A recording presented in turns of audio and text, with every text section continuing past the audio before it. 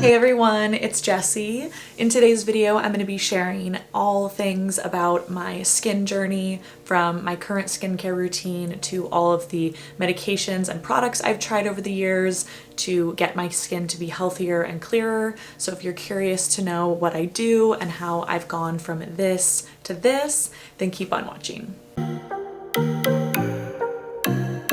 I do want to start off just by saying that I'm not a dermatologist, I'm not an esthetician, a doctor, anything like that. I am fully self-taught with some knowledge that I've gotten from my dermatologist and people online and the internet. I just am sharing personal things I've done or have been told and that have worked for me. So just disclaiming that I'm not trying to tell you to use these products or saying if you do that this stuff will necessarily work for you.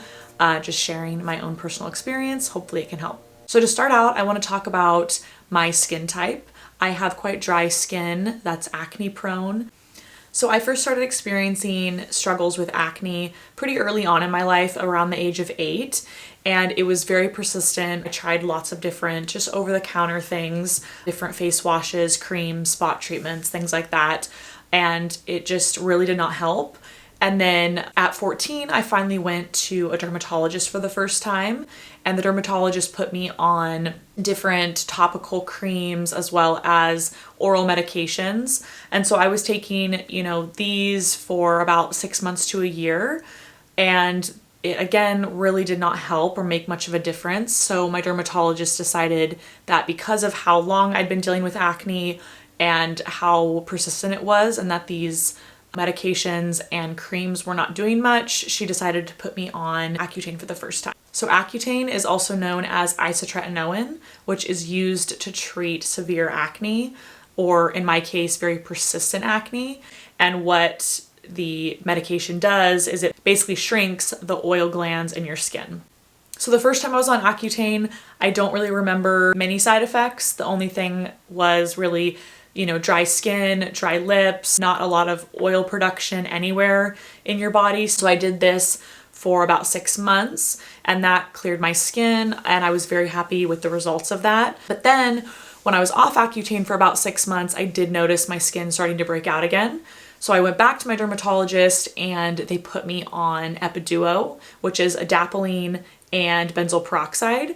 And so I was using that as a topical cream, and that's worked for many years. I was doing that from about 16 to about 22. And then I noticed around 22, 23, my skin was breaking out again. So I went back to my dermatologist. She upped my dose of Epiduo, but she also put me on doxycycline. After about 6 months of that, she put me on an even higher dose of the Epiduo and sprolactane. I continued the Epiduo for a while, but then I switched over to tretinoin, 0.1%, and I did minocycline.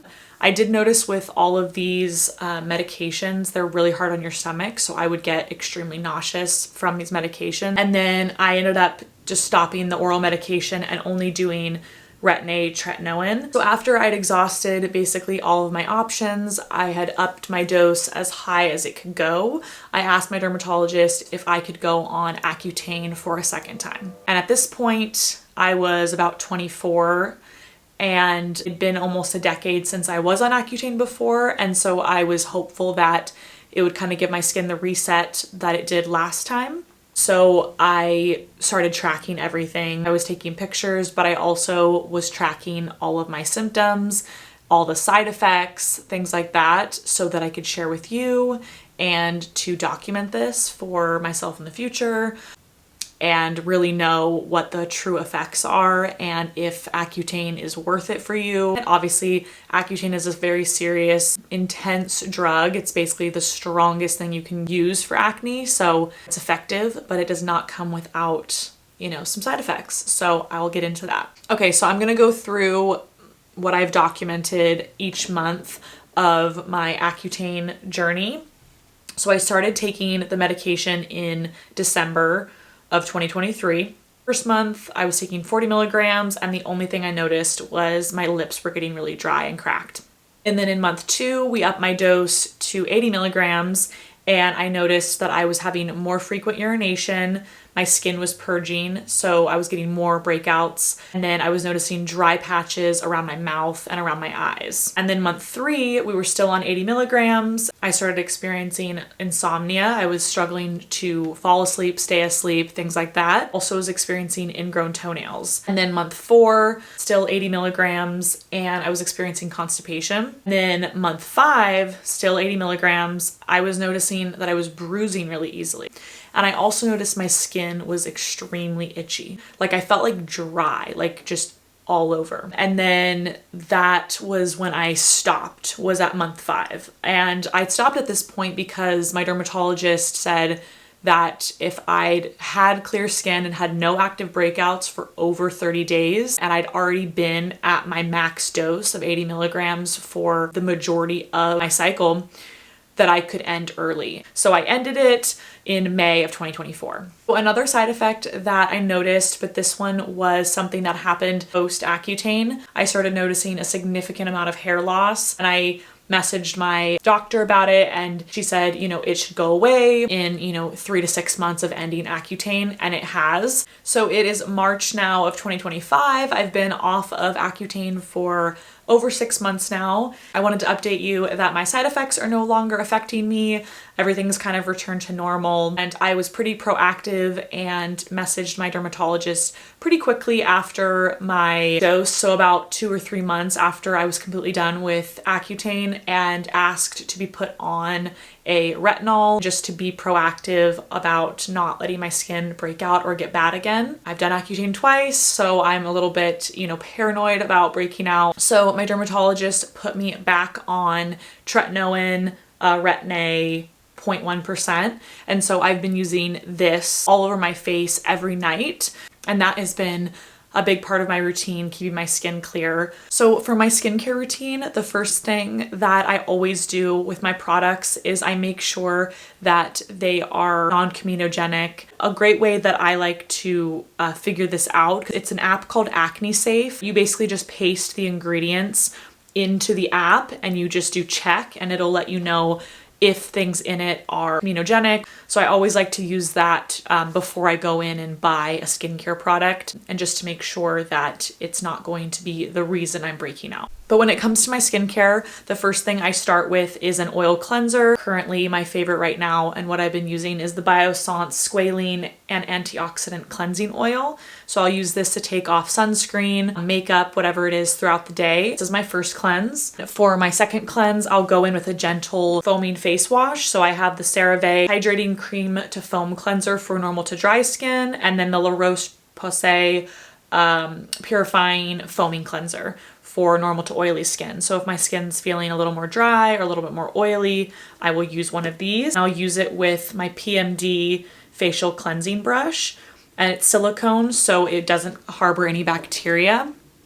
And so I'll use this to wash my face. So for daytime, I'll go in with a serum, and I'll either use a vitamin C serum, this one's from The Minimalist, or I'll use an azelaic acid serum, and this one is from Anua. And right after I use that, I'll go in with a face lotion, CeraVe Daily Moisturizing Lotion, and the La Roche-Posay Triple Repair Moisturizing Cream. They're both accepted by the National Eczema Association, so it works great for my skin. This one's a little more lightweight, and then this one's a little bit thicker and more rich. So again, depending upon how my skin's feeling, I'll bounce between these two. In the daytime, after my moisturizer, I'll go in with a sunscreen. This is my absolute favorite sunscreen.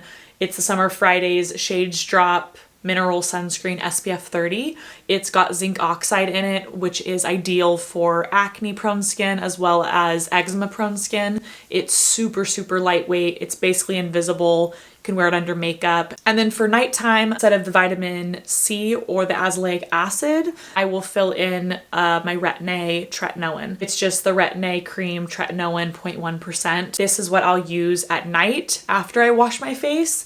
And again, go in with a moisturizer on top of that. So at nighttime, after I do the retinol and my moisturizer, if I have any spots that I want to treat throughout the night, I'll go in with one of these two. This is a like miracle patch, pimple patch, and these are the invisible spot cover ones. Or I'll put on this acne treatment. It's a 10% sulfur, and I'll put a little bit on a Q-tip and put that on my face. Either one, depending upon how I feel it'll best heal the spot overnight. So another product that doesn't quite fit into my morning or nighttime routine is a hypochlorous acid spray. And I'll keep this with me if I'm running errands or if I just finish a workout. It's great to spray on my face or like areas where I get eczema, and this really calms down any breakouts, any eczema flare-ups. So I like to keep this on hand. Another thing that I've implemented into my skincare routine to ensure that I'm not breaking out as much is these little towels. These are just face towels that I use to dry my face off.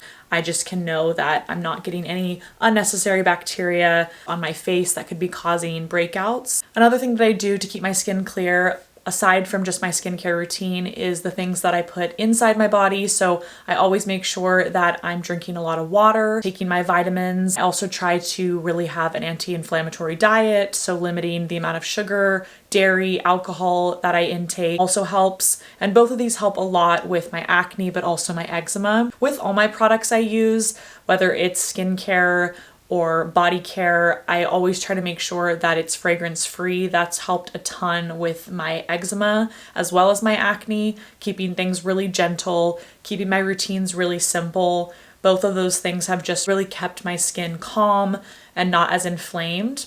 And I've been struggling with acne at this point for over 15 years. So I think the biggest thing is it's just balance, trying to make sure that your diet is good, you're exercising, you're healthy, you have a good skincare regimen. All of those things are really going to help to keep your skin clear.